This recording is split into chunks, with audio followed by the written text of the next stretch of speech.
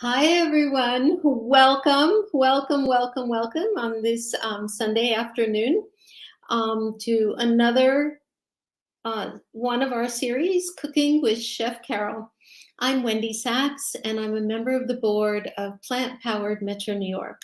So again, this is a monthly series, and we're presented by Plant Powered Metro New York and co-sponsored today by the Marlene Meyerson JCC Manhattan. Plant Powered Metro New York empowers people to find better health and overcome chronic disease through whole food, plant-based approach to nutrition. Together with a wide network of grassroots leaders, organizers, and educators, we raise awareness about the dramatic health benefits of whole food plant-based eating. With a food as medicine approach, I love that, food as medicine, we offer education, build supportive communities, that empower people to make lifestyle adjustments and organize and lead projects that spark changes to food policy, food practice, and culture. So a warm welcome again. Today's a special day. We have our jump starters who are joining us, your first 8 days on the program. Congratulations. I think tonight will be really instructive for the next couple weeks and hopefully maybe the rest of your life. And we're also welcoming the JCC community. We've partnered with them on several events and particularly some upcoming events I want to highlight right now, but I'll put links in the chat later for a bunch others. But one of the highlights, particularly for this audience, is that the JCC and PPMNY are doing a special series with Chef Carole. It's called Food for Life. It's 4 consecutive Wednesdays. And it starts March 23rd until April 13th. And it's 1 to 3 o'clock on Wednesdays. And it'll be different than these shows because you'll actually have time to interact with Carole.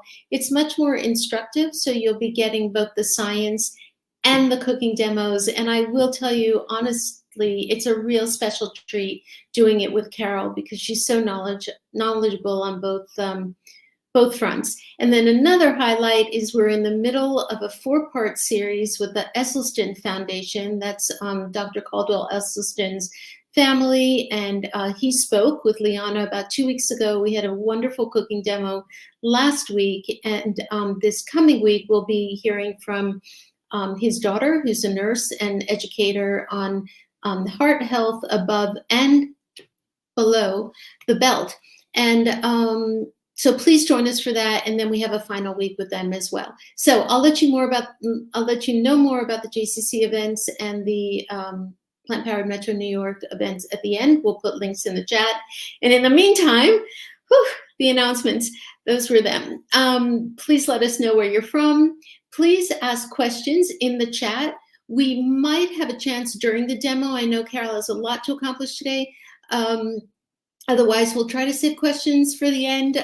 So we'll try to answer as many as we can. And if you're enjoying the presentation, please like us on Facebook and on YouTube. And for those who are watching this on the replay, welcome. We're really glad to have all of you.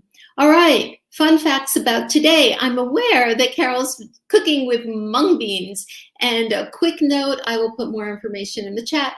Mung beans are among the healthiest beans you can eat. They're just super packed with antioxidants and phytonutrients, and sprouted mung beans have even more nutrient value. And she's also using chickpea flour, which is a fantastic substitute for whole wheat flour, particularly those who are gluten-free. And I will let Carole finally come on and tell you the rest. So, Carole, what's on our lovely menu? Delicious menu. Oh my God, Wendy, I feel like you just made it over the finish line with all those announcements. And welcome everyone, and happy, we're almost on Valentine's Day, and I don't know, someone's told me there's the Super Bowl today, but our bowls are all going to be plant-based. So I'm very excited to show you today. We're going to make baked falafels, which is one of my favorite recipes from the long time ago. Like I've made this so long ago, and I totally forgotten how much I love it. And what happens sometimes is when you're making a diet change, you think you need something new all the time. And the fact is that ultimately your old recipes can still work. You just have to learn how to make the substitutions and the changes. So I'm very happy to have this recipe back front and center in my cooking demo today. It is not my recipe. I have made a few alterations. It's from a blog a long time ago that I got from Dolly and Oatmeal. And yes, Dolly and Oatmeal, that was what they're called. And what is so interesting about this falafel is most of the time falafel's made with actual chickpeas, but this is has really high in protein because it uses quinoa and it uses mung beans and a lot of different spices, and it uses a flaxseed. So I thought that would be a great thing for us to go over today. And then after we make the falafels, we're eventually going to assemble that. Normally you would put a falafel in a pita pocket, but we're going to actually make a beautiful bowl. And then we're also going to make what is, for me, like a spontaneous bowl. And it's just to show you what kind of ingredients you would need to have on hand so that you are able to make a spontaneous bowl. And of course, when you're talking about any kind of bowls, you need to have dressing, and dressing is key. When I gave up olive oil, it was really hard for me to not run to my cabinet and say, oh, I'm going to put some oil and I'm going to squeeze a lemon, and what do I do? So I kind of had to feel like I always had some kind of dressing already pre-made in my refrigerator. Otherwise, yes, you can make a fast dressing, maybe just with rice wine vinegar and orange juice. That's a perfectly good dressing. I have a good friend that doesn't like dressing at all, and he just likes to squeeze a lemon onto his salad. So, but I want to show you two dressings, because when you have good dressings, it kind of empowers you to put them on all sorts of things, not just your salads, but also sometimes your vegetables as well. So let's get going. The other thing that I want to mention is I do have a dessert in the back of my mind. I've given all of you that have signed up the recipes for everything we're making today. The only thing you don't have is a dessert, and it's only because tomorrow is Valentine's that I was trying to cram in a dessert, but we'll only do the dessert if we have time. So let's get started so that we don't waste any time. And as Wendy said, write your questions in the chat, and then we'll create time to answer those questions. So the very first thing that I'm going to do, and I'm not sure you can see, but I've actually put chickpea flour, which has several names to it, just so you know. It's sometimes called basan, sometimes it's called garam, but commonly on a Bob's Red Mill package, if you were to buy it in a package, it says chickpea flour.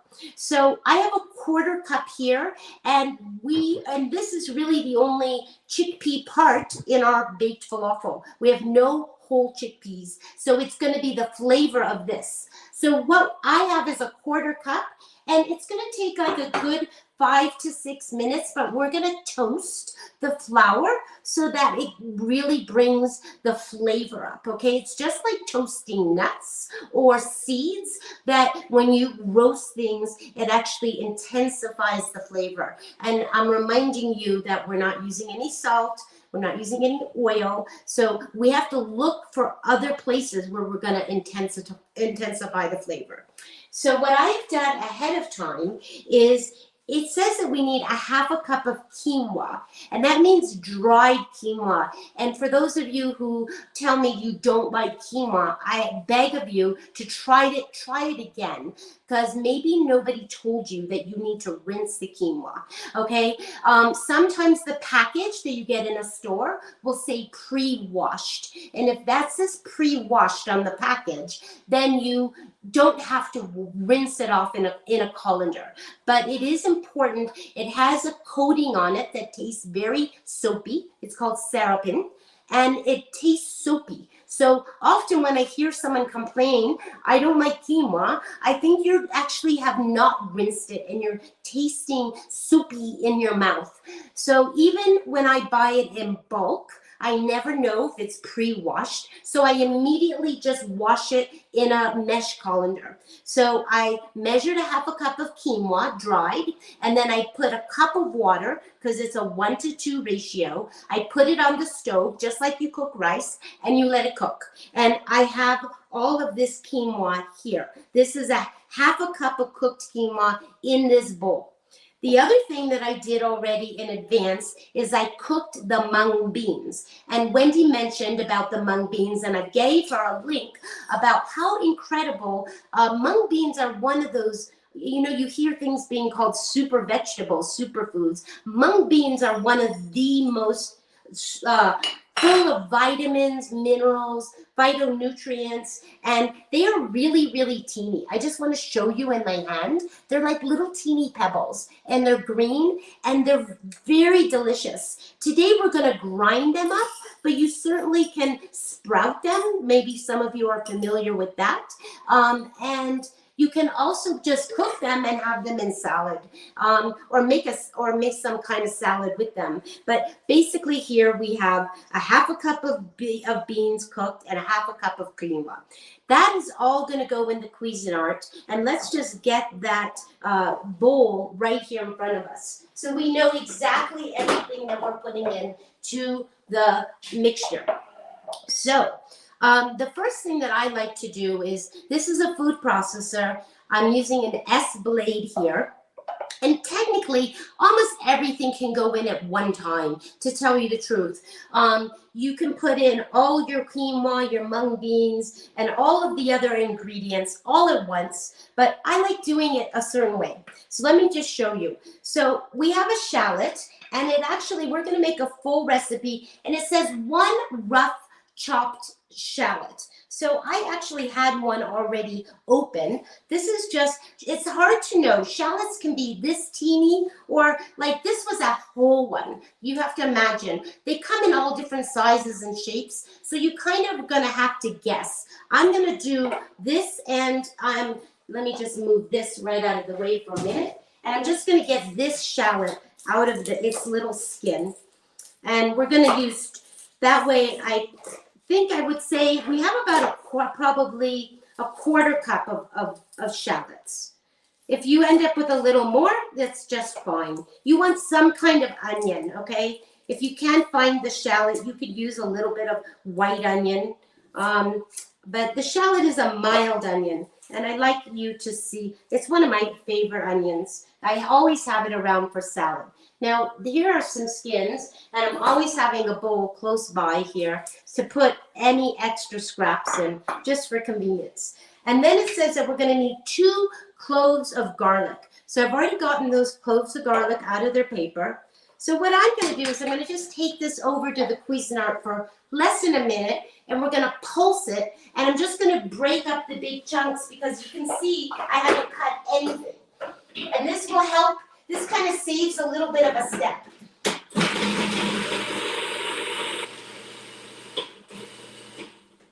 See, already you've got minced garlic, and you've got minced onions, right? And let's get, while we can, I want to just get a spatula ready and get those off the wall. Okay. Now, why use shallots instead of onions? Someone would like to know. Oh, I just mentioned, maybe they didn't hear me, but it's nicer, it's milder. It's milder. But you could use red onions, and you could also use white onions, okay? Any of the onions will work. But this just has shallots, and I like shallots because they're a little milder. Okay, but any of them will work just fine. Now I'm making sure that this chickpea flour here is not burning, and it's not. So what's now going to go in here is that we're toasting the chickpea flour. I'm just looking over here at the recipe to make sure I don't forget anything. And we're going to put in our quinoa and our mung beans, okay? All of this is going in at once, and everything is drained, okay? So there's no water left in the quinoa after you've cooked it, and there's no water in the beans, okay? And we're gonna keep this bowl close by, because I'm gonna go right back into this bowl. So let's just put that there. Now, we have a lot of spices in this, and that's what's going to give it its really delicious flavor. And before we talk about the spices, okay, this is starting to brown. I'm going to actually turn this off. And you can, I don't think you can see it, but it's basically turning brown. So, and I'm going to just, and it's, if it sits here for a long time, and eventually I like getting it out of this pan. But for this very second, we're going to just put it over here for a minute, just to cool it off. We need to make a flax egg, and normally egg does not go into a falafel, but I really like that they have the flax egg in here, because we're actually basically adding an omega-3 to our protein-rich beans here. So this is really loaded up as far as with lots of good things. So I have 1 tablespoon of flaxseed meal. So not the seed, but the meal. So you can buy it 2 different ways. You can buy it already ground. And if you buy it already ground, you want to make sure that you keep it in a dark place. You don't want the light to be getting to those ground seeds, okay? Or if you buy them whole, then you grind them as you need them. So this is flaxseed meal, and I'm going to take, it's a 1 to 3 tablespoons. So 1 tablespoon flax, 3 tablespoons of water. So I'm going to get that started. I'm going to just put 3 tablespoons of water. 1, 2, 3. Now, because I'm a baker, I'm constantly making this flax egg. And the longer, you know, as it sits, it actually kind of all gets to look a little bit like kind of glutinous, kind of all kind of getting stuck together. So now we're going back now to our spices, okay? So we have a 1.5 tablespoons of cumin. We have a teaspoon of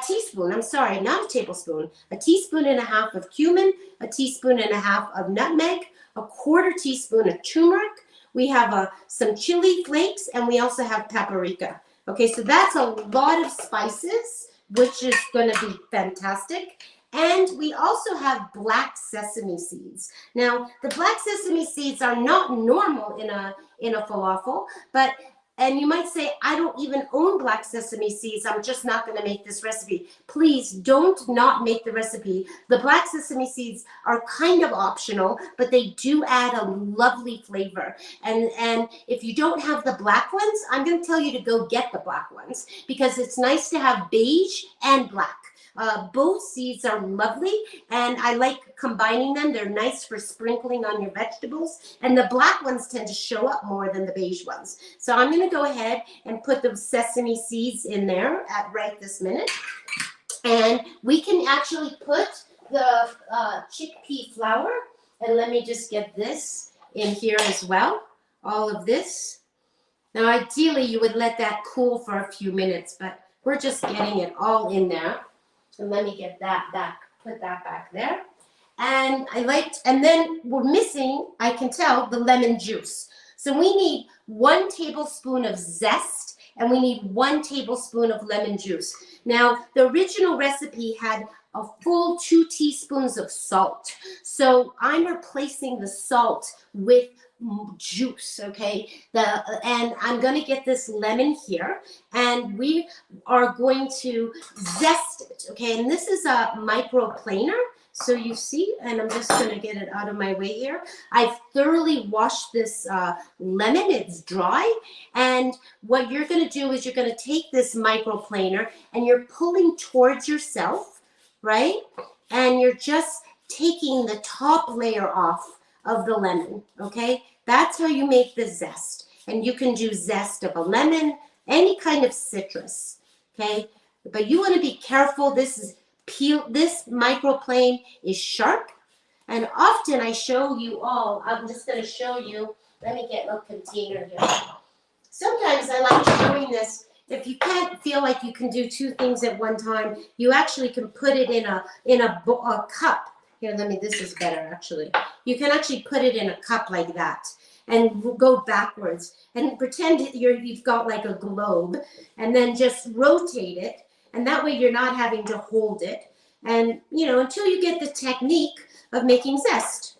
Now, in my terms, you can never have enough zest. because again, without the salt, you have to figure out ways of bringing up the flavor, and the zest is one of the best ways. Okay, so here's the zest. It's all piled in. I'm not going to even measure it. I know that we have almost 1 tablespoon there, and you always want to hit that and get that out of the way. And then we need 1 whole lemon, and I'm just going to get this in here, and I'm going to get this started before I use put the juice. So I'm going back here and putting this on, and I'm going to use the Cuisinart to combine everything together.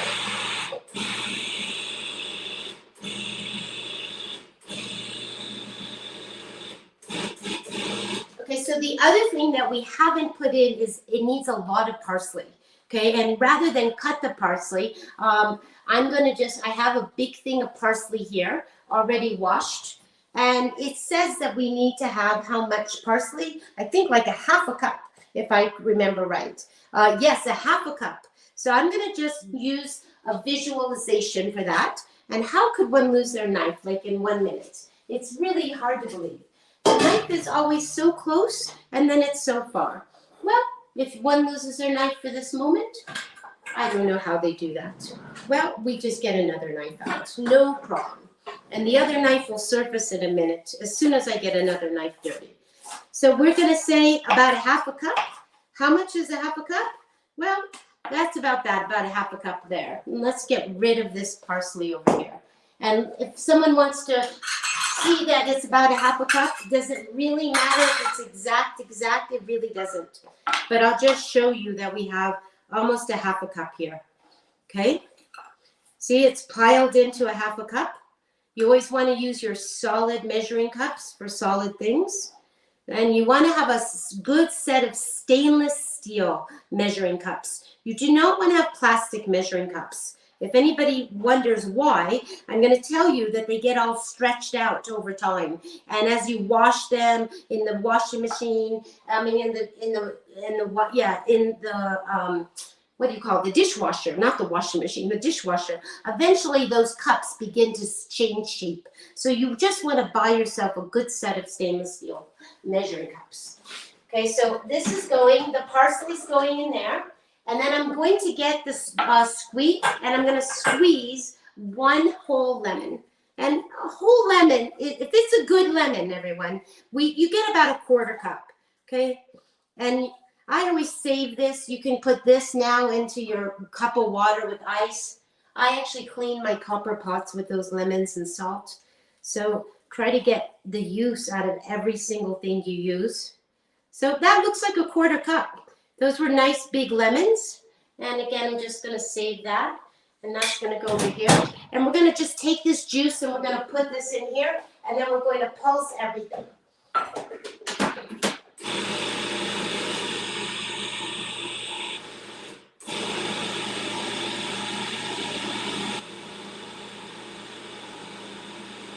Now at this point, nothing is really sticking to the walls. Nothing. But I'm just going to use the spatula to kind of get a good feel out of everything.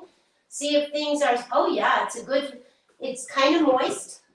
I'm always going to give it a good taste to see if there's something that maybe it needs. I've maybe forgotten a spice, but it tastes good.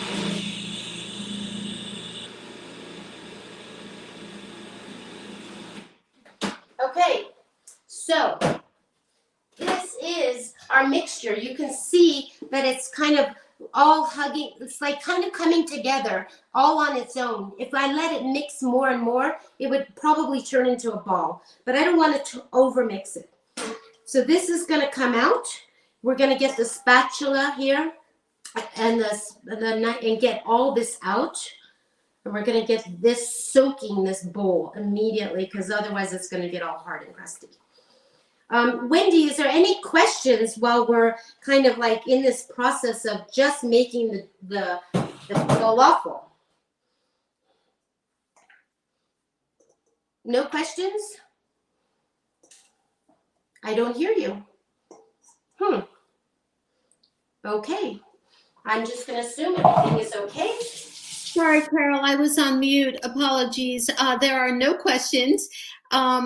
It's riveting, at least for me, even if I'm alone. It's riveting watching you. So no questions yet. You're clear as a bell. We can keep going. Okay, good. I just wanted to make sure, and I thought you fell off the edge of the earth. I was a little scared there that I was by myself, and I thought, well, I'll just keep going.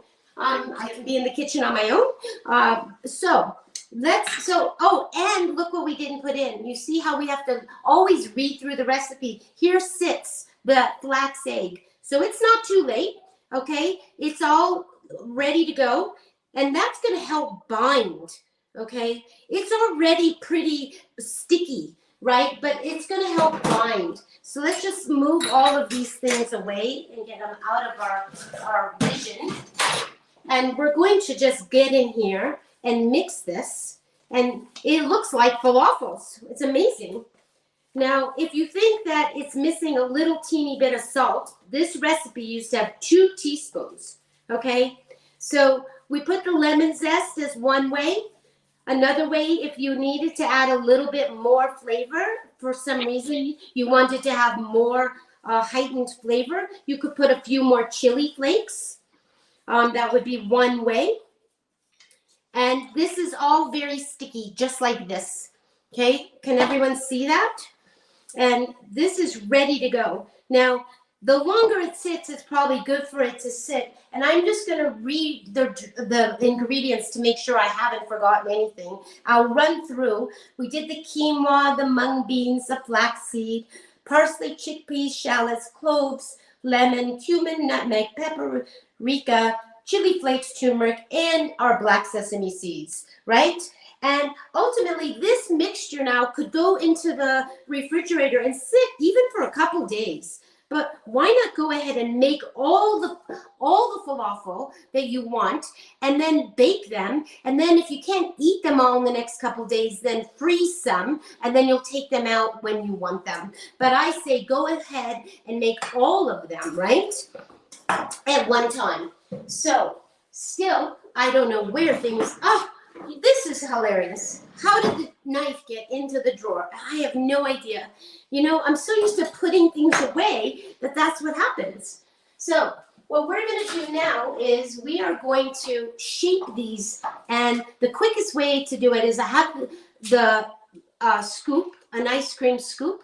It is, I know people like to know this. And it technically is this, my scoop is a number 40. It's got a little tiny number and it's a number 40. It's almost 1.5 inches in diameter. You can make these by hand, but the very first thing that I do is I get them all shaped, all of them scooped out, right? So we're just gonna, again, make all of these. And did I taste the batter? I think I did. I thought it was all right. No, it tastes actually quite good. It's actually delicious. If someone wanted to add some miso paste, they certainly could do that. If they wanted to add a little salt flavor, just kind of giving you ideas. Those of you who used a little tamari could use a little tamari if you think it needs a little salt. If you don't eat tamari, then what are your replacements? Coconut aminos is a good substitute. So we're not going to, maybe I'm not going to shape all of these today because we'll just run out of time just spending time shaping things. There's a little batter left here, but we'll at least get 12 of them made. I have 3 rows of 4 here. And then I wet my hands a little bit, right? Just a little bit. And I'm going to make balls, right? And I'm going to do everything all at once. So scooping all at once, rolling all at once, okay? This is the Henry Ford production, right? Everything that you do is all at once, one step at a time. So these balls, and then my fingers are getting a little bit sticky, so we're just gonna get those wet again. And these are going into an oven of 400 and how many degrees? Not even 400, 375, preheated 375. So they're gonna get baked. We're not gonna get fried, Okay, if any of you had an air fryer, you certainly could air fry them. I'm sure they would be just as delicious. Okay, and then you've got all these balls, and right now they look like meatballs, but falafels are usually kind of a little bit smashed. So you're just gonna give yourself a little smashing, right? You're just gonna put a little bit of, that's it. Okay, you see, that is how they look. We've got 12 really quickly. You could put these in the oven right now and they would definitely brown. But because I always have in my refrigerator, I'm always using some kind of canned chickpeas at some point during the week that I end up collecting the juice from the beans. So whether you cook your chickpeas or you buy them in a can, don't get rid of the liquid, because the liquid is called aquafaba, which means basically bean water. And this bean water is amazing for many different things. You can actually whip it up and we could put it in a chocolate mousse. We can do a lot of things with it, but I like using it as a browning way, things to get brown. So I'm just going to give these a little brushing, okay, at the top, just to get them brown.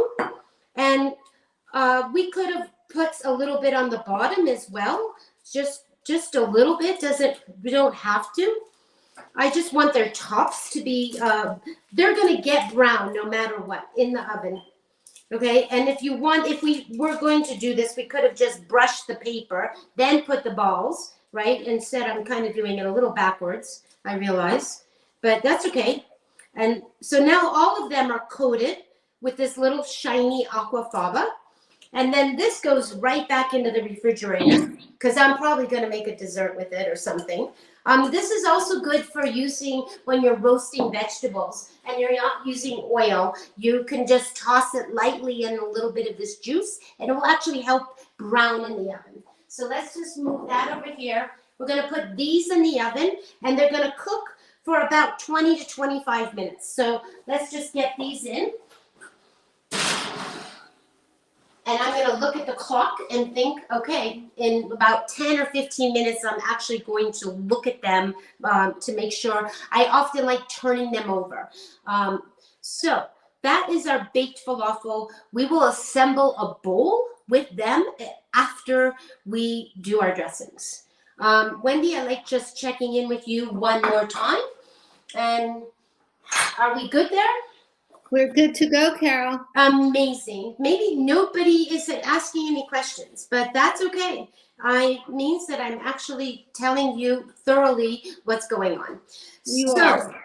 So the next thing that we're going to do is when you're having a bowl, and when you're having any kind of bowl, spontaneous bowl, planned bowl, doesn't matter bowl, you need to have dressings. In fact, one of my colleagues said to me the other day, she said, you know, if I just have some kind of sauce in the refrigerator, I'm just home free. And I'm like, of course you are, because you need to arm yourself, okay? I'm never going to tell you eating a whole food plant-based lifestyle is easy, but you can set yourself up and make it easy. And the hardest part is bringing in all the vegetables, right? You need to shop and invest your time in bringing in the vegetables and the fruits and then the condiments, and so that you can make all the lovely things so easily. So we're going to do tahini, and I've given you a recipe, which makes me laugh because tahini is the last thing that you need a recipe for, but I've given you a recipe. I have a little bit of tahini, more so than I've given you. We're supposed to have 1/4 cup today, but I actually almost probably have a third, maybe a half. I was at the end of my big jar, and I thought, you know what, I'm just gonna get it all done with. And at the bottom, sometimes it, you know, separates the seeds, the oil. So I spent a number of minutes actually trying to just get this very, very smooth. And it is now. Now you can make this in a machine, but you don't need to. And I usually get my little handy dandy whisk, and all we need is some garlic, right? Garlic, lemon, water, tahini. It needs 4 things. Okay, that's it. And again, this is a dressing that can be used on a cold salad, could be served over anything. It is such a classic Middle Eastern dressing. So I'm going to I have 2 cloves of garlic that I put in my mortar and pestle. You just basically want to chop it up really, really fine, okay? So the only way I know to do that is by doing it with the mortar and pestle. And then what I'm going to do is I'm going to take this, and I have this spoon here. It's kind of messy, and as I said to you, I have a little more than a quarter. In fact, I think I almost have a half a cup. So we're gonna kind of just go with the recipe as if I were doubling it, okay? And recipes are always for a guide, we use them as a guide, but sometimes you have to triple them, sometimes you have to halve them.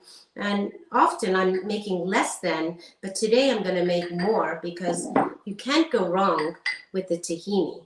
You can never have, and it's something that doesn't terribly spoil. It won't spoil for a while, for quite some time.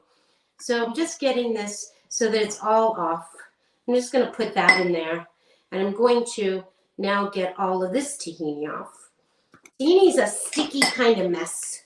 And what we need to do now is whatever amount, almost the same amount of tahini is water.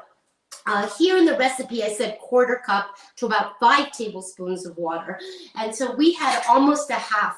So I'm going to get half a cup of water and see if we need it all. Okay, so I'm not going to put it all in there. Okay, and then we also need our lemon, right? So let's get this lemon cut. And we need to have how much of a fresh lemon juice from 1 lemon. And I'm almost doubling it, so I probably am going to almost need to have 2 lemons. I didn't plan on doubling the recipe, but we're just going to. Now, could you use a lime? Absolutely. and I have used a lime. The other thing that I've done sometimes with tahini is that after I make it, I then take some of it and I actually put a little parsley and cilantro in the machine, and then I make the tahini into a nice green sauce. So tahini is like such a basic sauce that can take added flavor, added herbs. There's so many things that you can do with it. It's such a versatile, and it's something that I love so much because it has so much variety. So what you're going to do, when I'm looking at this right now, it's actually looking like it's splitting, meaning that it just looks like this oil from the seeds is splitting. But as soon as you start to mix it all, right, here you go. It's beige on beige, so it's kind of hard to see here. But you want to get it really smooth. And that's your tahini. There is no, and again, you could put a little cumin. You could put, if you want to have a little kick, you can add a little cayenne, or you can add a little chili flakes. But this is your basic tahini. And how you always want to give it a taste. If you want it to be stronger in lemon, I'm sure that we need more lemon. This is a little bit thick. It's covering my finger right at the moment. Oh my God, there's nothing like tahini. It is I grew up with this eating sesame seeds and eating halava. So when I eat tahini, I'm like, oh my God, it's so yummy. I'm going to add a little more water, right? And I think it could use a tiny bit more lemon, but I think we're okay. We want this to be more, we don't want it to be too thick. We want it to be, let's look at it on the spoon here. We want it to be kind of like a dressing, right? So the amount of added additional water or the additional lemon juice is all up to your preference, whether it's your taste or consistency, right? But everything is really smooth here. And I'm not even going to bother to put this away. This actually will... Probably what I'm going to do is I'm going to store it in here. That's gets so messy. Tahini, there's something about tahini that just gets everywhere, I feel. But that's just going to go right back into that jar. And that's our tahini dressing. Carole? Yes. 2 questions. There's a person in the chat who doesn't really like cumin. I know, of course, you said you don't have to put it in, but do you have any good suggestions on what to substitute? Well, I wish I knew that person because I wonder why they don't like cumin. Because sometimes I think I'm going to, cumin is like it could be my favorite spice. If someone had to put, my head to the ground and say, what's your favorite spice? I would say, oh, cumin. Yes, of course, I love cumin. But what is a substitution? First of all, you don't even have to, this is a dressing already. It doesn't need anything. This recipe, in the recipe, it needs the lemon, the water, the tahini, and the garlic. That's all it needs. Tahini, cumin replacement? I don't know a cumin replacement. Cumin is so specific that I'm not going to give a replacement for cumin. Sorry, Wendy. That's fine. I suggested garam masala, which is a different kind of spice, but I do know someone who uses that. But that's fine. So the answer is basically you can omit it, and you're getting. Garam masala is a solution. I mean, you could put paprika in here if that's that would be delicious in here. But the thing is cumin. I mean, there's just no substituting cumin. That's what I'm saying. And in your garam masala, believe me, there's plenty of cumin. So yeah, that's my answer. The other question is, and I believe you mentioned this at the beginning, I'm pretty sure I did, but one can use, back to the falafel, one can use sprouted mung beans, yes? Yes, definitely, yes. Yes. Great. That's it. No problem. That is no problem whatsoever. Does anybody have any questions about the tahini other than cumin? That's it? Good to go. Okay, I've never met anyone. I want to meet this person, no cumin. It's really, I don't know. The spices, though, are difficult sometimes, So many people don't like cilantro, do you know? I was going to say, it might be like cilantro.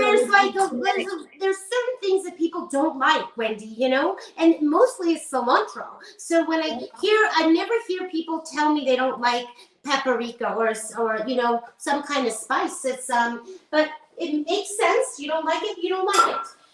But I say keep trying because maybe it's eventually gonna grow on you. I didn't like kale for a long time, and I certainly eat and grow a lot of kale. So you never know how your taste buds can change and how you can get used to things. So the next thing we're gonna do is for our spontaneous bowl, we actually need another dressing. Okay, so we're going to move on to our second dressing, and that we're going to make in a NutriBullet. So this is one of my very, very favorite dressings, and where are we going to make this? We're going to try to make this right here. And why do I love this dressing? Wendy actually served me this dressing when I first was eating with her, and I thought it was so delicious because it was a fruit dressing, and it's primarily made out of raspberries, which I actually have in the freezer, so you have to give me a minute to get them out.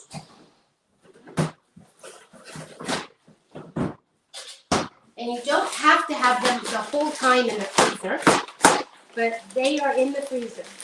So this recipe is super fast, super easy. And it's actually from Dr. Furman. So I always like to say, kudos to him for making a great dressing. So this is a pink lady apple, and we need a half an apple. So this other half an apple is just going to go for a snack later on. And I've just cored out the apple, and I'm just getting rid of the seeds, and I'm just putting all of that garbage in my bowl. And in this NutriBullet, we're just going to rough chop this apple. Okay, that's all we're going to do. And it's a half an apple. And this dressing, sometimes I make a lot of it. One time I had to leave to go away, and I left it. I said, oh my God, I have a whole jar of it in the refrigerator, and I just threw it into the freezer.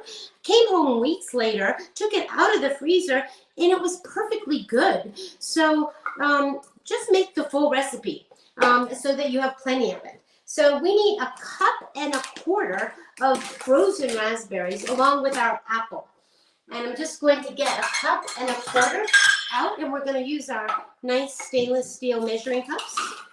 And we're going, and we have very frozen. Now, can you use fresh raspberries? Of course you can.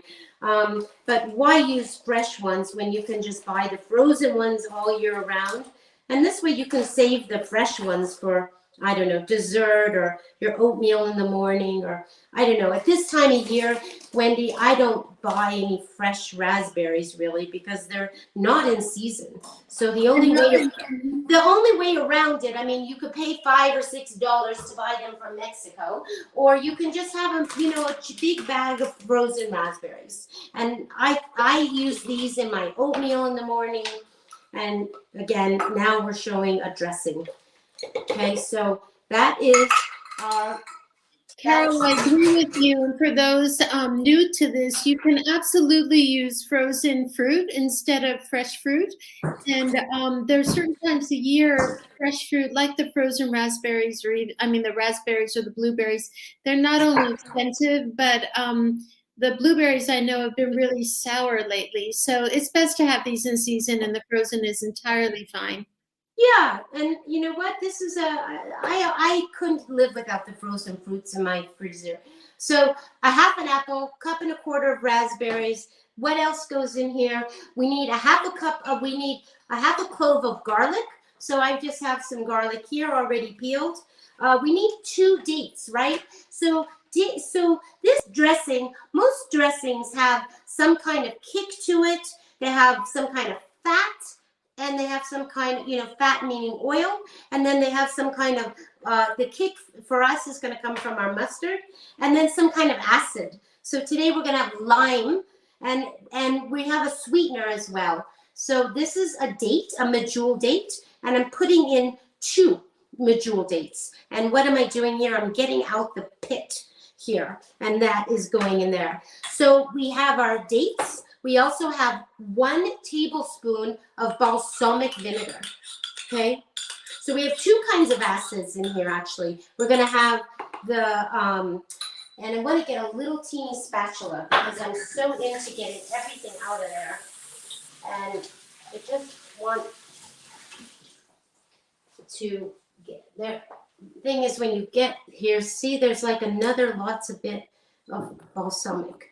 And we need to have 1 teaspoon of lime juice. And could you use lemon? Of course. So here's 1 teaspoon. And then we need a half a teaspoon of mustard. Now, you can use Dijon mustard. This mustard that I'm using here is made by a company called West Bray. It's actually a stone ground mustard. What is good about this mustard? It's the only mustard on the market that actually doesn't have salt in it. So I'm going to use a big heaping teaspoon because I like the flavor of the mustard. So you can use a regular Dijon, right, as I said. And we've used, so I'm going to check that we've done everything. We have our raspberries, our apple, we have our dates, our garlic, our mustard. We need a quarter cup of water. So let's get that. We have this measuring cup that is our, and sometimes with the frozen raspberries, if you haven't let them out for a few minutes, I'm going to just put a quarter cup. If it's too thick, we'll actually add a little more water. And we did our balsamic and we got our fresh lime juice. So that is so simple, okay? And I'm going to see if we can actually do this right here without going far away. And this is the NutriBullet. The thing is that you've got this blade. Only 1 blade comes with it. And I am all the time looking at my NutriBullet thinking it needs to get cleaner than it is.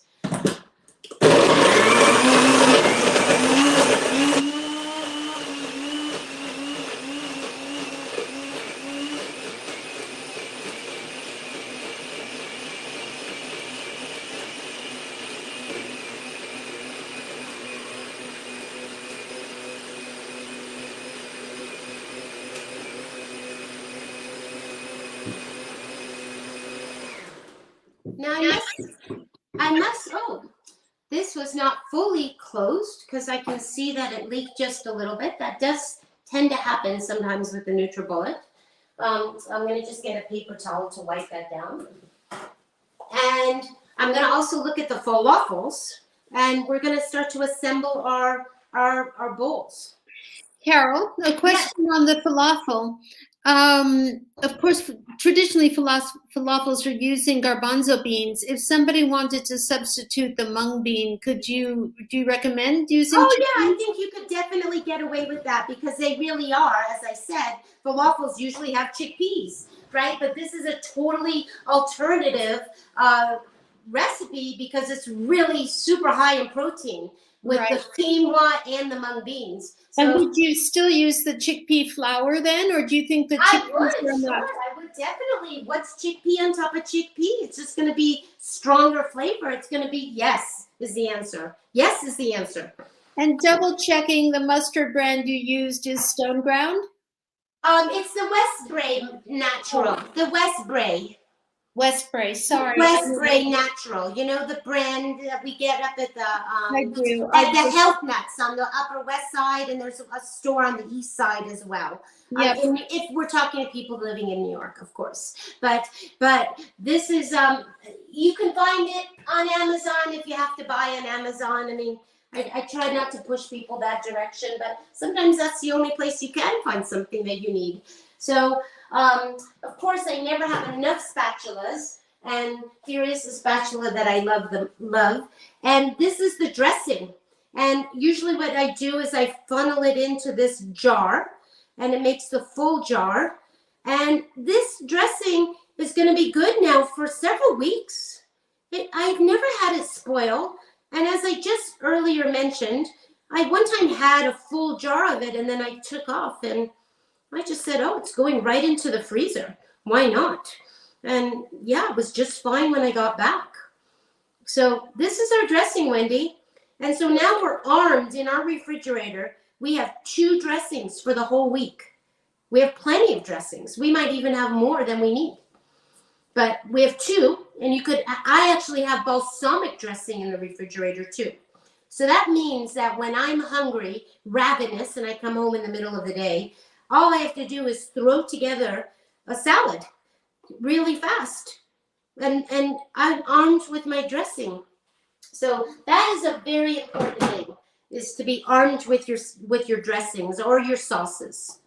Okay, well, I'm going to mark that actually for the new jump starters. So I know there's several of you who are in the Jumpstart program. Carole's very, very familiar with the program. And that issue of making sure you've got dressings on hand really is such a difference on following this or not, because early on, salads are not necessarily the most appealing, particularly in the wintertime. So these dressings really do the trick. And a lot of times are what do I eat when mid-afternoon?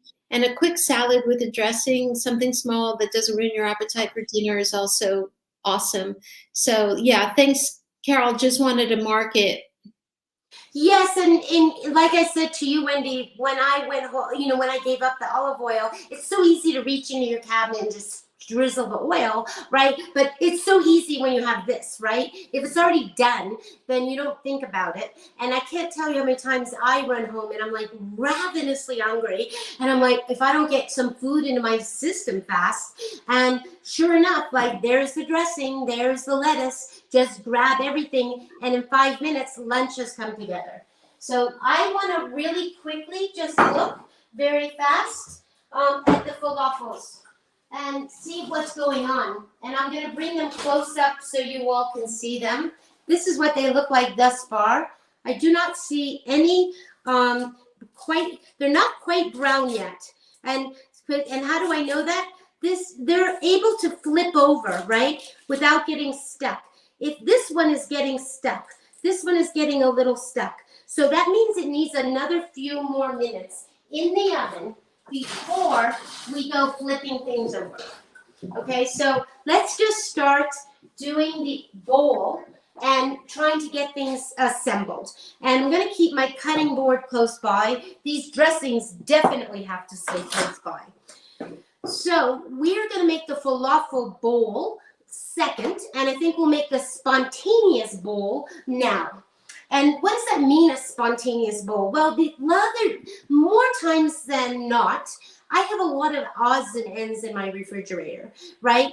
And so today, I created some of those odds and ends just for you to see what I had last week when I was actually writing up this recipe for you.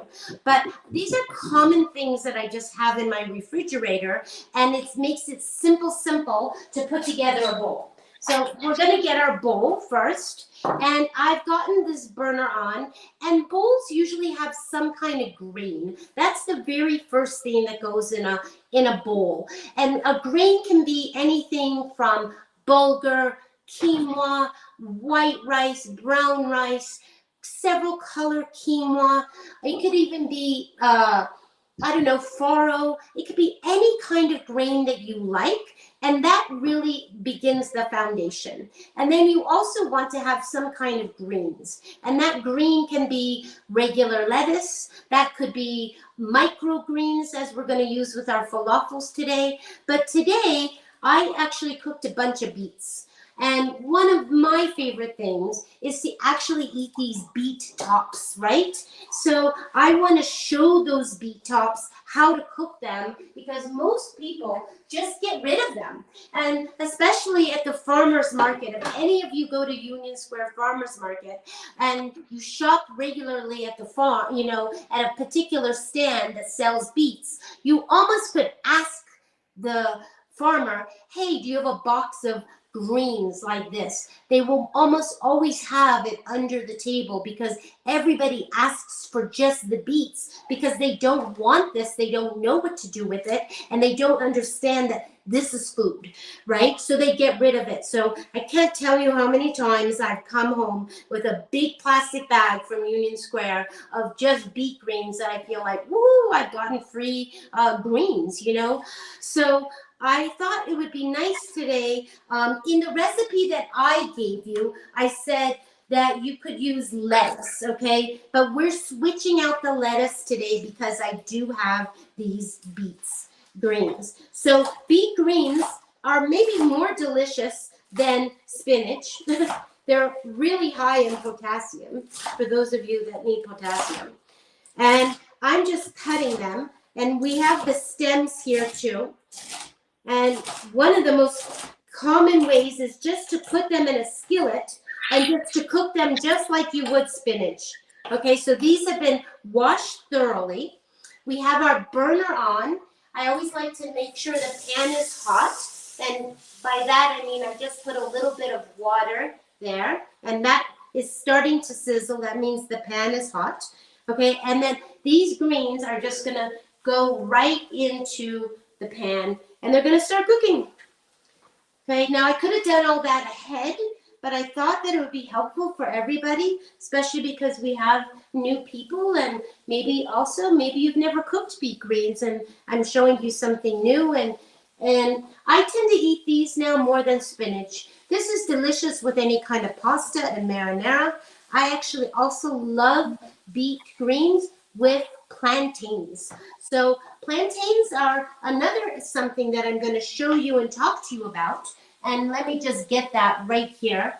A plantain is a banana that is bigger and fatter than a banana. And actually, the darker that it gets, the more sugar content that it has. And it tends to be, I kind of let mine get as black as possible. And what I did was most very Latin people that are in Latin culture fry their plantains, right? And it was something I used to love all the time. But you can just bake your plantains. You can actually peel this plantain, cut them at big chunks. I cut it at a little bit of an angle. I just want to show you what that looks like, okay? Like that. And this is 2 plantains that I just happen to have already in my refrigerator. And I consider them as a snack. I eat them because they're like candy. They are a starch. And in the recipe, if you want to really watch how to make them or me talk about them more, you can go back to my demo from last year on YouTube in Plant Powered Metro, July 11th. is when I actually prepare plantains. But all you want to do is cook them at a temperature in the oven of like 375, 400 degrees. And they will brown naturally. You don't even have to flip them. They will brown on the top. They will brown on the bottom naturally because they have sugar in them. And the sugar gets released. So they're so yummy. I can't stop eating them sometimes. Let me just get a spatula here, and I can really hear this beets cooking. Now, you might wonder if they're sticking to the pan. They're not. I have a little bit of lime juice left from earlier. Instead of water, I'm just going to use a little bit of lime juice.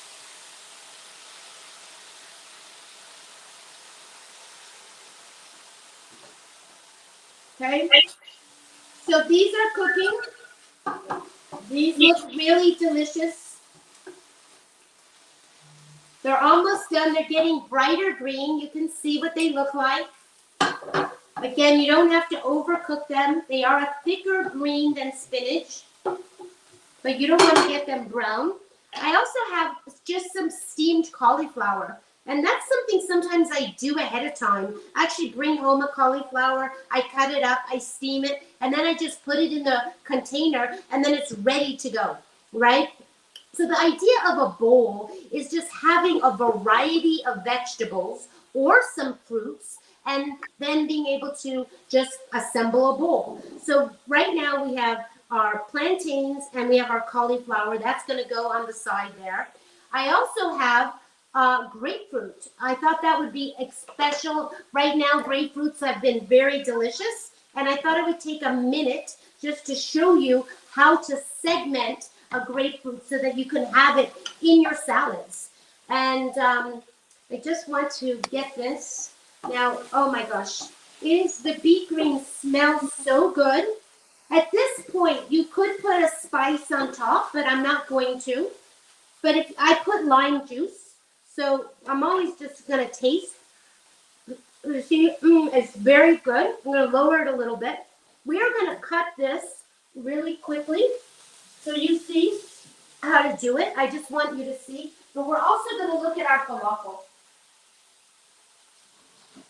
We've got a lot going on here. Now you see the falafel start to actually move when they're ready. And I'm going to bring this pot holder close by. And I'm going to flip them over. They're all ready. You can flip. You can see they're ready to flip. You see, you're just doing it with your hands because they're already getting brown. They're not sticking anymore. They're on this paper. And I don't want them to dry out. So you don't want them to overcook. I'm just going to leave them in for less than 5 minutes. And they're really ready. Okay, those are definitely almost ready. And this is ready as well. So I'm going to turn this off. And we're going to start to assemble. But first we have to make our grapefruit. So let's get our spatula. And I'm going to get some of these greens into this bowl as we speak. Right? Lots of greens. Right? And then I said we needed to have some kind of grain in here. So I'm going to put... Now, this kind of reminds me of when my mother would ask me, do you want all your vegetables mixed or do you want them in sections? When you're making a bowl, actually, you want to make everything in a section. And the reason that you want things in a section is because it's almost like making a display, right? You want to show off everything that you have. And so I have some quinoa here. I know we use quinoa in the falafels, but I always have, this is 2 colors. Black and beige. I mix them up, and I always have quinoa in my refrigerator, already made. Or if I don't have quinoa, I have rice. Okay, so again, we're getting all of this.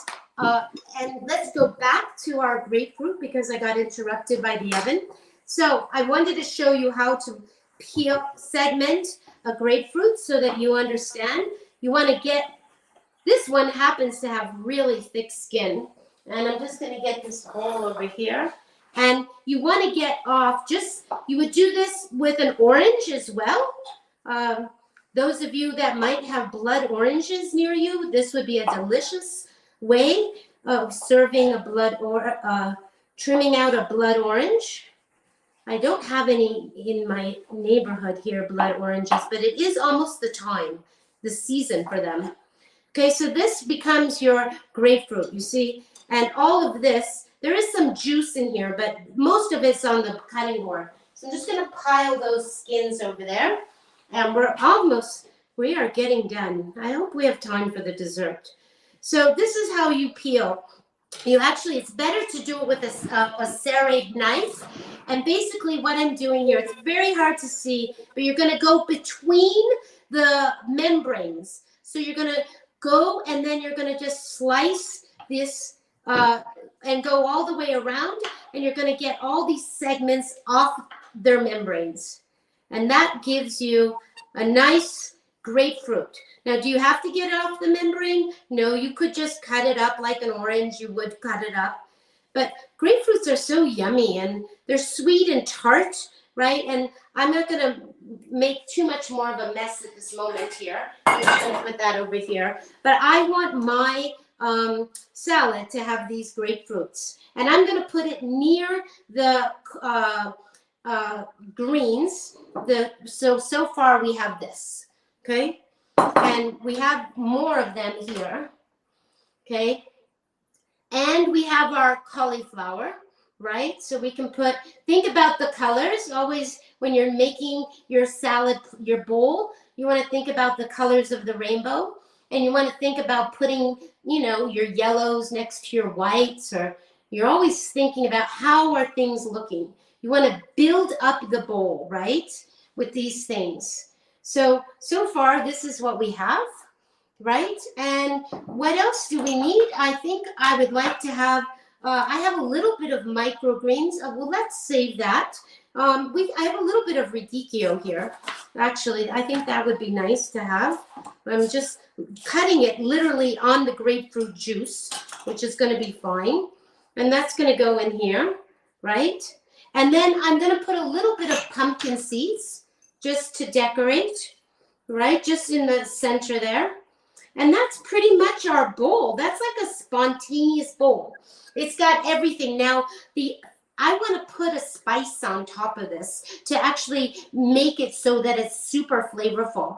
I provided you like a mixture of spices that we call carnitas, which is usually put on meat, but it's a combination of cumin, coriander, paprika, oregano, and I always try to have carnitas in my cabinet because sometimes I just want to sprinkle it on something and it's all ready to go. The other thing I often have is a Cajun spice. And then if you don't have either one of these things, I have a chili powder that I could just sprinkle on top. So I'm going to just sprinkle a little bit of this specifically on the cauliflower because I actually want the cauliflower to have a different taste. And it's going to be delicious on the plantains. And then you would put your dressing on the top. Okay, so that is essentially your, I'm not going to dress it with the raspberry dressing, but that would be your bowl, Wendy. That's your very spontaneous bowl. It has grains, greens, vegetables, starches, fruit, and everything that you possibly could want that's going to fill you up. That is absolutely gorgeous. Carole, can you hold it up to the camera just for the audience? Oh, sure. It's kind of like, yes. Just hold it for a moment and go through just what you said. So we have the beets, we have the quinoa, we have the cauliflower, we have some grapefruit, we have some plantains. So we actually have two kinds of fruit, but this fruit is the plantains are a starch actually. And then we have a little bit of radicchio, and then I put a few seeds on it. I just thought few pumpkin seeds always could have the crunch, right? So we're going to assemble the falafel really quick because I really want to try to get to dessert. And we're really going to be maxed out on time. So these falafels are done. They look like this. I just want everybody to see. They're soft. They're puffy. They're going to be really good. And they have to cool off over here for a moment. So we're going to make this bowl. And this bowl we need just to get rid of this cutting board here for a minute. Super quickly, Carole, when you have wilted beet greens, because this time of year in many communities, the beet greens wilted, what do you suggest to revive them? I've heard of ice water. cold water. The other day I had like ones that looked like this. They were like totally dead just in the refrigerator. Like I totally had ignored them. And they were just limp as all get out. And I just got a big bowl of really cold water, and you could put ice because a shock of ice would really help them. So just the coldest water possible, and poof, they'll come back. You and that's true with water in the too. fridge. That's keep them. Do you put the ice water then with them in the fridge and keep them 15 minutes, or just? You could, or I just put it on the counter waiting for it to be. The thing is, you're going to cook them. It's okay to cook them wilted, right? It really is okay to cook them wilted. So let's move on because I'm so ready to make this falafel bowl. So I have some lettuce, right? I'm not going to use so much of a grain in this particular bowl. Why? Because the grain is already in the falafels. So the falafels are usually served in a pita pocket. So I'm kind of just going to build a salad, and I have these beautiful microgreens along with my regular green lettuce. Okay, and then I've got some grated carrots that I'm just going to put in here, right? And then I have some cucumbers, and you could put the cucumbers with the tomatoes, but I've cut up cucumbers. Now you could mix them together so they're together, like kind of like an Israeli salad if you want. I made Israeli salad a couple times on the show, but it's basically cucumbers and tomatoes. So I've now put two very basic things together. Carrots that are grated, chopped cucumbers, chopped tomatoes, some microgreens, and some lettuce. But now we have to get to some fun things, right? So I have some radishes, right? And I'm going to just cut the radishes so that they're nice and thin. This particular one is a purple one. I have both purple and red and white, okay? So those are going to be part of the decoration. It's almost like you want to think, and then I have some cooked beets. And I do want to show you that today when I cooked the cauliflower, one piece of cauliflower ended up right next to the beet and turned the cauliflower pink, which I think would be very nice for Valentine's Day. So you can do whatever you want with the beet. You can actually slice the beet, right? And you could grate the beet. You can do whatever you want with the beet. I'm just going to slice it very thin. So, and I'm going to maybe cut these rounds in half. And you could use a golden beet or a red beet. Here we just happen to have red beets. And we have our red, and what else do we have? So let's get this now layered on top, right? We're going to layer this beets on top. And we're going to layer these beautiful, immediately my little radishes are turning purple because I have purple fingers, but that's okay. And we're going to make sure everything is standing up. You kind of want the bowl to have some kind of 3 dimensions, right? And our carrots are kind of getting buried. So everything looks really good. I just want to show you how things are looking, Wendy. Carole, the colors are always spectacular. It's one of my favorite things in how you cook. I think every show I admire the colors, and for the audience looking at those bowls, if you compare them, different colors, but both really the rainbow. The rainbow, we talk about that all the time, eating the full rainbow, right? Yeah. So, and because I'm a visual artist and that's my background, I'm always looking, how much color do I have on the plate, right? Now I have my little falafels. I probably could serve them, I'm going to actually cut them in half so that they're not too, too big. And I'm just going to pile them up also on the side here. And again, that's going to act as our grain. And then I love buying these little peppers. They're my favorite. I also have, just so you know, I have a jar of roasted peppers. Roasted red peppers would be, most delicious in this. And I'm just going to cut a little bit. Again, we don't have to have these things. You can buy roasted peppers in a jar. They're fairly inexpensive, and make sure you buy them in the water. Oh, you know, just water, not in oil, but in water. But I always have a jar already. And the other thing that I almost always have in my refrigerator is some kind of pickles, pickled onions. Now, I didn't give you any, Wendy, I didn't even give you the recipe for pickled onions. It's really simple, and I'm just going to tell it to you verbally right here. You just cut up a red onion very, very thin, and then you want equal amounts of rice wine vinegar to water, right? So you want to have a 1/3 cup of water and 1/3 cup of rice wine vinegar, and then some peppercorns and a bay leaf. But I'm going to put some onions right on top. I have some people that don't like those at all.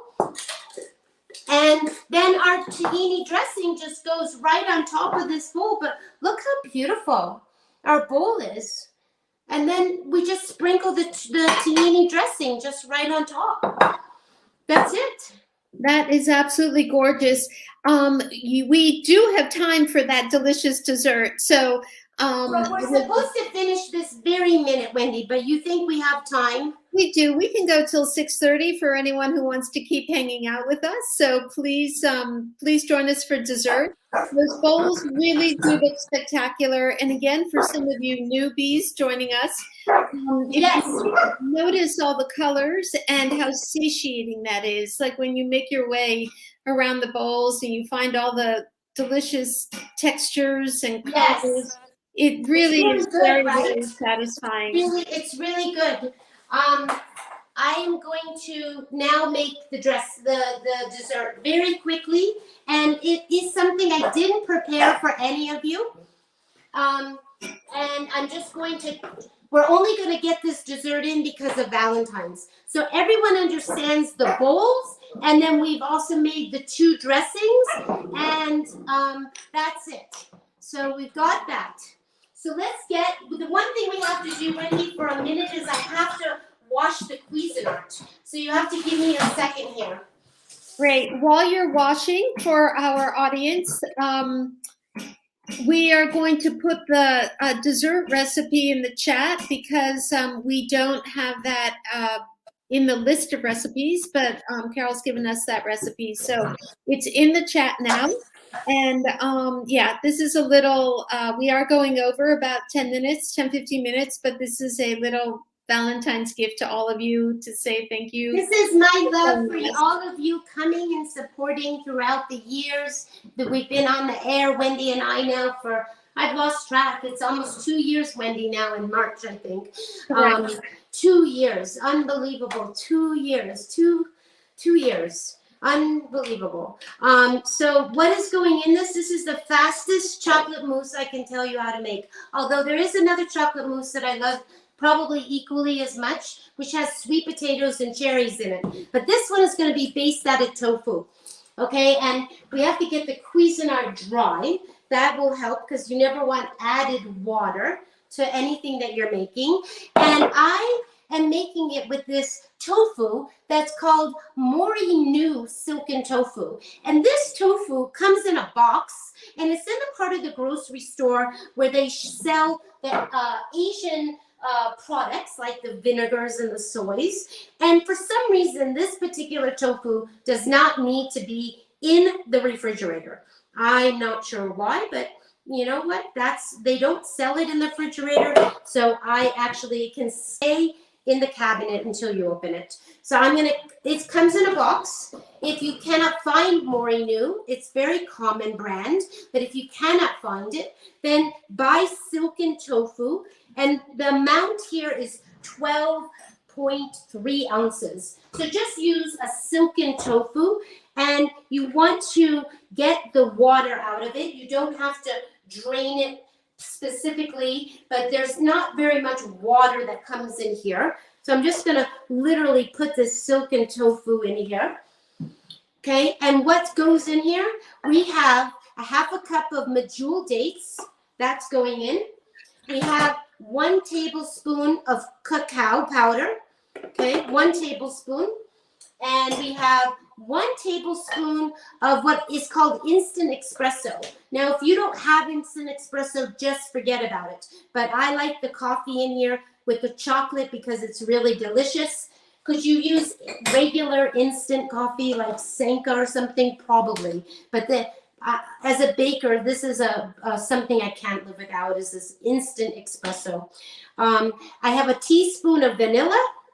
And then I have a little bit of chipotle powder. Now that's also optional.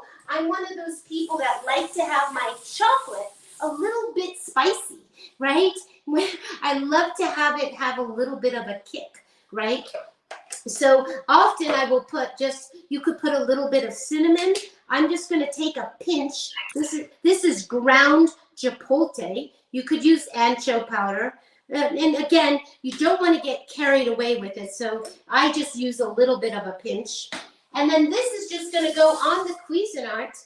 And we're just going to spin it around and hopefully get it made really quickly. And we'll be done with it in 1 second. Let's just see how that comes together.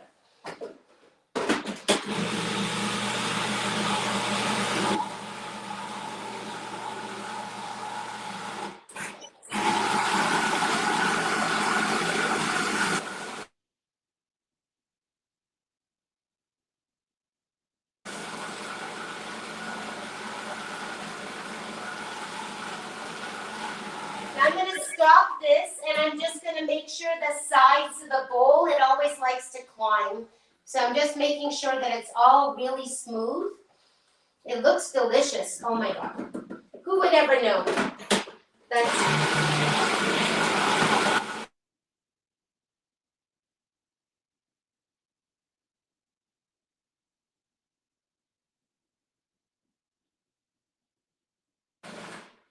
And I have a few strawberries here, just a very few. And we're going to get our knife.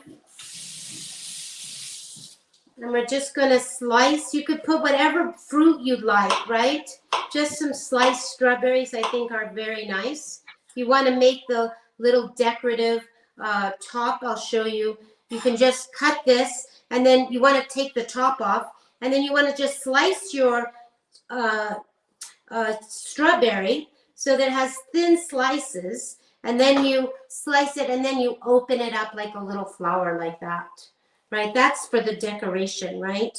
But we're just gonna make a bunch, and it's up to you how you wanna serve your chocolate mousse. I always make sure that it gets chilled before I'm gonna serve it to anyone. And let's just see that it's all mixed up. Oh my gosh, oh my gosh. It's like, it's so to die for, and you don't even understand, like all you've done is put cocoa and tofu together and a little So here it is. This is it, right? So I would get a cup, a nice pretty cup, right? You could do a clear one. It's up to you how you want to do it, right? You could do clear jar, a white ramekin. You could get a parfait glass, however you want, right? And then, like I said, I would put this in the refrigerator for sure to get it chilled. Could you eat it right this minute? Of course you could. But you want it to be chilled. And you don't need a lot, right? Because it's very rich. And I want to remind people when we're eating natural desserts that we think are super healthy for us. Yeah, they're super healthy compared to the desserts that were processed and that we're used to possibly eating with sugar and butter and oil. But they still are full of calories. So if you're someone that's trying to watch your weight, right, you're going to eat a little bit of chocolate mousse, but you're not going to like eat three containers of it, right? You're still going to have to be like super careful. And then you're going to want to top it with a bunch of really pretty fruit, right? And we have our decorative one here, and we have other fruit. I think I have a few berries that they were frozen, and I've unfrozen them. And they're just going to go on top. And that would be our Valentine's dessert. And just like this, Wendy, really fast. Unbelievable. I cannot get over how quickly that came together for a couple of reasons. Quick question, what brand of cacao do you use? I use the Navitas, at Navitas. That's the kind that I like. I don't think I have it in a package anymore because I've put it all into a jar. Yeah. And what else? I think I'm just answering that in the chat be sure to use cacao CACAO versus cocoa. Yeah, and you can use cocoa, Wendy. A lot of people get confused. They're very similar. It's just one has been less processed. The key is that you just don't want to buy cocoa with sugar in it already, okay? So if you end up with just cocoa and not cacao, okay, they're both spelled differently, but your goal is unsweetened, okay? That is your goal. The cacao is less processed. So that's why we all think it's better for us. But if you only have cocoa, again, just make sure that you're not buying it with the sugar that's already added, which is the most common way they sell it. Yes. Awesome. Well, you're getting incredible comments. Everything looks fabulous. Thank you. Another person here wanted to thank you for being so thorough. Lois, who you know, Lois Lynn, is cooking along with us. Oh my gosh. And has made the falafel and is happy to have the company doing dishes. So it's Could really someone come do dishes with me? Yeah. It's funny. I was just thinking how quickly you made that cacao. For anybody who's had the French chocolate mousse, first of all, this is absolutely delicious. I've had Carole's desserts. But I think, Carole, you'll appreciate this, how often, this is a broad generalization, of course, the French are so prideful of their cooking and their food culture, and how the cacao, the chocolat, pain au chocolat, or the mousse au chocolat is made, it takes hours. The chocolate, the right dairy, the mix of this, and they could be over the stove stirring, and this, equally delicious, if not more so. Healthy, you have your protein, yes, you have your calories, really chocolatey, and you add your fruit, and it's just as delicious. And I'm telling you, I honestly, I've never done this, Wendy, but I'm so tempted. Like, if you put a banana, can you imagine if you had a popsicle stick, and then you put the banana on the stick, and then you dip it in this, and then you put it in the freezer. I just think it'd be just like out of this world, like I'm always trying to think, like, what else can I do with this? It's just like we talk about, like, how can we eat falafel 5 different ways during the week? Well, how can I use this chocolate mousse so it's just not in these little ramekins, right? Can it go on to something else, could it go inside of a date? No, well, you don't want more dates, but how other ways can it go just on top of an apple, right? A little bit of chocolate mousse as a dip for an apple, could be delicious. It's delicious. And for those, again, who are new, who are still fighting their sugar cravings, this does have calories. It will have dates, but with an apple, it is delicious for that 4 o'clock dip, and I do highly recommend it. And you can portion it, Wendy, so that you have more fruit than chocolate. Correct. Right? I mean, you just get that chocolate. Like, I always feel like sometimes I just go to the refrigerator and just want like one bite of chocolate or one little teeny. And if I just have a little bit and then I have all that fruit, then I'm satisfied, right? Yes. Because exactly. The fruit is like, filled you up, and it's also sweet, and right now we're kind of in the middle of going into spring, right? We're not quite there. We haven't left the apples and the pears, but we are moving towards that. Next month, I'm gonna just jump in because we're just at the 6:29. Okay, we better go. But thank you, everybody, for coming. Thank you so much for your responses in the chat. It just makes a difference knowing that you're out there and that you're enjoying this along with us. I hope and trust. Please like us on Facebook. Please like us on YouTube. And a couple of the announcements that I promised you. JCC event with Chef Carole starts March 23rd to April 13th. Please register either through Plant Powered Metro New York or through the JCC, and the links are right there in the website. It's an entire Food for Life series with Chef Carole. It's Wednesdays from 1 to 3 in the afternoon. And then 2 more events with the Esselstyn Family Foundation. So please join us for Jane Esselstyn on fortifying your heart health, and also her husband on the following Wednesday, Brian. And then a couple of things coming up. We've got Dr. Furman, really our beloved Dr. Furman, will be joining us on March 21st at 6:30. And we often use his acronym G-BOMBs. So he is going to talk very specifically about G-BOMBs. Carole uses this. I love that. I know, Carole. It's so awesome. Greens, beans, onions, mushrooms, berries, seeds. Every day, the best foods for your, according to him, for the immune system. Greens, beans, onions. I lost track. Mushrooms, berries, seeds. Green G-BOMBs. So foods. Don't forget the seeds. That's my favorite. That's the S. Exactly, seeds and nuts. So foods to prevent cancer and prolong lifespan. These are the longevity prolonging foods among all the plant foods, but these in particular. And then also we have a dietary approach to treating reflux disease with Dr. Craig Zalvin, who is here in New York, and he's an ENT and allergy doctor. Highly, highly recommend him. So we've put the links in the chat. There's a bunch of other things. The Brain Awareness Week that's coming up at the JCC, and just looking ahead. Yeah, medical health lectures that are at the JCC. So our next demo with Chef Carole will be just in time for spring, March 13th at 5. So please join us for that. Again, all the links are in the chat for you. And Carole can be reached at carole@thevegievanguard.com. You can also follow her on Instagram. Her moniker is @thevegievanguard.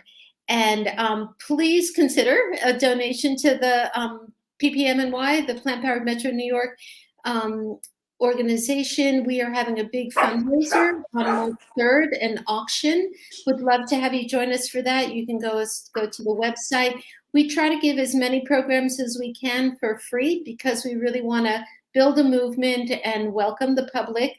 So we're really held together by a host of volunteers, but any amount from $5 on up really helps support our programs through all the boroughs of Manhattan, and we, of course, greatly appreciate that. Okay, without any further ado, Carole, any last words? No, I'm good. I actually have my little debut, my little Ayla with me. She's just woken up and she's, I don't know, ready to just make her debut. So my little puppy, my new one, and she's looking at all the food saying, when's it going to be on the floor? You know? I understand. Anyway. We and Chef H.A.'s Bailey have got to meet. There's a number of people here from So Chef thank you everyone for coming, and thank you for joining us with Super Bowl plants, right? And I will see you next month, and write to me if you have any questions, and we're always so happy that you've come. Thank you again. Bye, everyone. Thank you so much. Say bye. Bye. Say bye. Bye.